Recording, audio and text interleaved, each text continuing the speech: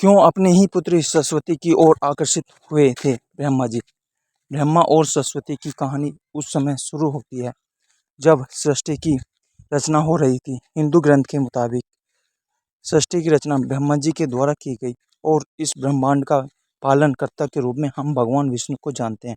साथ ही भगवान शंकर को सृष्टि के संहारक के रूप में जानते हैं।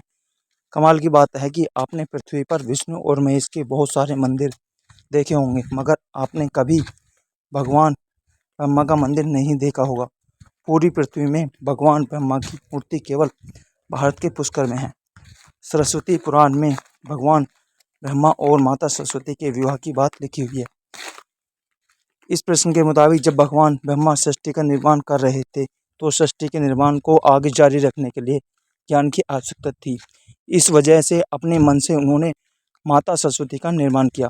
सरस्वती की कोई माँ नहीं थी, उनका जन्म भगवान ब्रह्मा के मन से हुआ है। सरस्वती को ज्ञान की देवी के रूप में जाना जाता है। भगवान ब्रह्मा ने सरस्वती के साथ साथ सृष्टि का निर्माण किया और सृष्टि के अलग अलग जीव जंतु, पहाड़, जंगल, नदी आदि का निर्माण किया। इस निर्माण प्रक्रिया के दौरान भगवान ब्रह्मा देवी सरस्वती के रूप से आकर्षित हो गए। माता सरस्वती ज्ञान की देवी होने के साथ साथ रूप में भी बहुत आकर्षित थी, मगर सरस्वती का जन्म ब्रह्मा से हुआ है। इस वजह से जब भगवान ब्रह्मा सरस्वती की तरफ मोहित हो गए तब देवलोक में उनकी बहुत ही निंदा हुई।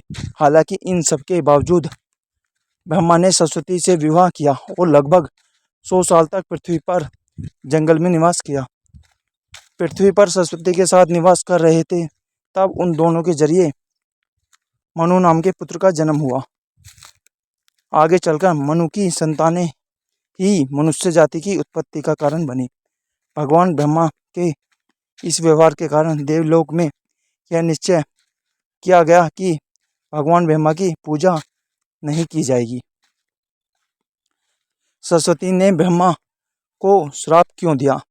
सरस्वती पुराण में बताया गया है कि भगवान ब्रह्मा ने सरस्वती को अपने मन से उत्पन्न किया था और माता सरस्वती की खूबसूरती पर मोहित हो गए थे। जब माता सरस्वती इस बात को समझ गई तब भगवान ब्रह्मा की नज़र से बचने के लिए वह रूप बदलकर धरती पर आ गई। मगर ब्रह्मा जी ने हार नहीं मानी और माता सरस्वती को खोज निकाला। भगवान ब्रह्मा माता सरस्वती के साथ शारीरिक संबंध बनाना चाहते थे और सरस्वती इसके लिए तैयार नहीं थी। सरस्वती ने ब्रह्मा को श्राप दिया था कि धरती का निर्माण करने के बावजूद धरती पर आपकी कभी पूजा नहीं होगी। ब्रह्मा और सरस्वती का संबंध क्या है? सुनो, ब्रह्मा और सरस्वती दोनों ही हिंदू धर्म में हैं। बहुत ही महत्वपूर्ण देवी देवताओं के पात्र हैं। इनसे जुड़ी किसी भी जानकारी पर भरोसा करने से पहले आपको वेद पुराण पढ़ना चाहिए। सबसे पहले आपको बता दें कि हिंदू धर्म की सारी जानकारी वेद में दी गई है। हिंदू धर्म वेद से शुरू होता है। उसके साथ ही वेद में इस तरह की किसी भी देवी देवता का वर्णन नहीं है। हम जितने भी देवी देवता के बारे में जानते हैं उन्हें केवल पुराणों में लिखा गया है। अब आपको यह भी समझना होगा कि ब्रह्मा और सरस्वती के संबंध को लेकर जो जानकारी दी जाती है उसमें कहा जाता है कि इस जानकारी को सरस्वती पुराण से लिया गया है, मगर सरस्वती पुराण नाम का कोई भी पुराण हिंदू धर्म में मौजूद नहीं है। हिंदू धर्म में 4 वेद और 18 पुराण की बात की गई है। 18 पुराण में सरस्वती पुराण हमको कोई पुराण मौजूद नहीं है। कुछ बड़े पुराण को उप पुराण में विभाजित भी किया गया है, मगर उप पुराण में भी सरस्वती पुराण नाम के किसी भी पुराण का जिक्र नहीं है। कुछ जगह पद्मत्स्य पुराण की बात की जाती है, मगर इस पुराण में भी आपको सरस्वती और ब्रह्मा के विवाह जैसी कोई जानकारी नहीं मिलेगी। ऐसे में सवाल उठता है कि ब्रह्मा और सरस्वती के बीच कौन सा संबंध है। इसके लिए आपको समझना होगा कि यह मनीष सृष्टि का निर्माण किया, अर्थात जब भगवान ब्रह्मा इस सृष्टि का निर्माण करने बैठे तब विष्णु और महेश के अलावा कुछ भी इस दुनिया में मौजूद नहीं था। ऐसे में अगर उन्हें सृष्टि को आगे चलाने के लिए किसी भी पुरुष और स्त्री की आवश्यकता होगी तो उन्हें अपने मन से ही उनकी रचना करनी होगी। इसी वजह से भगवान ब्रह्मा ने माता सरस्वती, नारद, मनु, जामवंत, सनक, सनंदन, सनातन, सनत कुमार, भृगु एवं अत्रि जन्म अपने मन से किया और पृथ्वी को आगे संचालित करने के लिए धरती पर भेजा। इस पृथ्वी पर ज्ञान के संतुलन को बनाए रखने के लिए उन्होंने माता सरस्वती को अपने साथ रखा और साथ रहने वाली स्त्री को पत्नी का दर्जा दे दिया गया। सरस्वती ब्रह्मा की पत्नी है या बेटी? अगर ब्रह्मांड में मौजूद हर चीज की रचना भगवान ब्रह्मा ने की है तो बेटी हो या पत्नी, दोनों ही रचना भगवान ब्रह्मा के द्वारा संभव है। भगवान ब्रह्मा को अगर किसी के साथ विवाह करना था तो इसके लिए किसी का निर्माण अपने उनके मन से उत्पन्न होने के कारण उनका रिश्ता बेटी की तरह भी लगाया जाता है। हालांकि सृष्टि का निर्माण होने के बाद अलग अलग घटनाओं के कारण ब्रह्मा का विवाह 5 बार हुआ था। इस वजह से उनकी कुल 5 पत्नी थी, जिनमें सरस्वती, सावित्री, गायत्री, श्रद्धा और मेधा थी। ब्रह्मा जी की पूजा क्यों नहीं होती है? इस पृथ्वी पर आपने अक्सर भगवान विष्णु या भगवान शंकर के मंदिर को देखा होगा। आपने कभी भी भगवान ब्रह्मा के मंदिर को नहीं देखा होगा। आपको बता दें कि राजस्थान में पुष्कर में भगवान ब्रह्मा का एक मंदिर है। यह मंदिर 3 झीलों से घिरा हुआ है।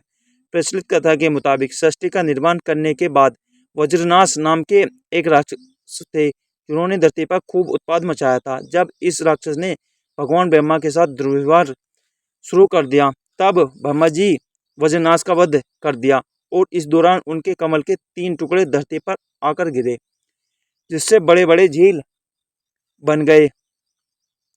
आज यह स्थान भारत के पुष्कर नाम के इलाके में है और उन 3 झीलों को व्यष्टा, मध्या और कनिष्ठ पुष्कर के नाम से जाना जाता है। इन झीलों के निर्माण के कारण वहां पर एक यज्ञ करवाने का निश्चय किया गया।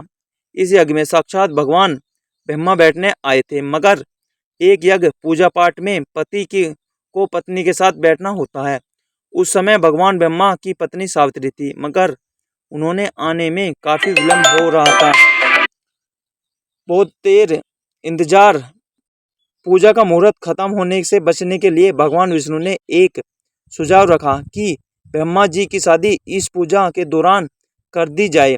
इस विचार सहमति के दिखाते हुए नारद मुनि ने गायत्री नाम की एक स्थानीय लड़की को भगवान ब्रह्मा के साथ विवाह करने के लिए मना लिया। जब इन दोनों का विवाह हुआ और यज्ञ में भगवान ब्रह्मा गायत्री के साथ बैठकर पूजा को संपन्न किया, तभी वहां माता सावित्री आ गई और वह पूरी गतिविधि पर खूब क्रोधित हुई। उन्होंने इस क्रोध में जाकर भगवान ब्रह्मा को श्राप दिया कि धरती पर उनकी पूजा कभी नहीं की जाएगी। इसके बाद उन्होंने नारद को शादी के लिए लड़की खोज कर लाने के कारण श्राप दिया कि नारद आजीवन कुंवारे रहेंगे। जब माता सावित्री को पता चला कि यह विचार भगवान विष्णु ने प्रकट किया था, तो उनके श्राप से वह भी नहीं बच पाए। माता सावित्री ने भगवान विष्णु को श्राप दिया कि वह अपनी पत्नी के वियोग में तड़फेंगे। इस श्राप के कारण राम अवतार में भगवान विष्णु को माता सीता से बिछड़ने का दुख भोगना पड़ा था। इसके बाद जब माता सावित्री का क्रोध कुछ कम हुआ, तब उन्होंने भगवान ब्रह्मा पर दया दिखाते हुए कहा कि उनकी पूजा धरती पर केवल एक जगह इस पुष्कर में ही हो सकती है। इसके बाद भगवान ब्रह्मा के इस व्यवहार से आहत होकर पुष्कर के समीप रत्नागिरी नाम के पहाड़ पर चली गई और हमेशा के लिए तपस्या में लीन हो गई। आज भी रत्नागिरी पहाड़ पर माता सावित्री का मंदिर है और इसके ठीक नीचे 3 झीलें के बीच वास पुष्कर का ब्रह्मा मंदिर मौजूद है। इतिहासकारों के मुताबिक आचार्य शंकराचार्य के द्वारा सन 711 में यहाँ भगवान ब्रह्मा की मूर्ति की स्थापना की गई थी। उससे पहले यहाँ बिना मूर्ति की पूजा होती थी। दोस्तों, आपको यह कहानी कैसी लगी कृपया कमेंट करके ज़रूर बताएं और ऐसा ही और भी बहुत सारी कहानियों को सुनने के लिए चैनल को सब्सक्राइब करें। धन्यवाद।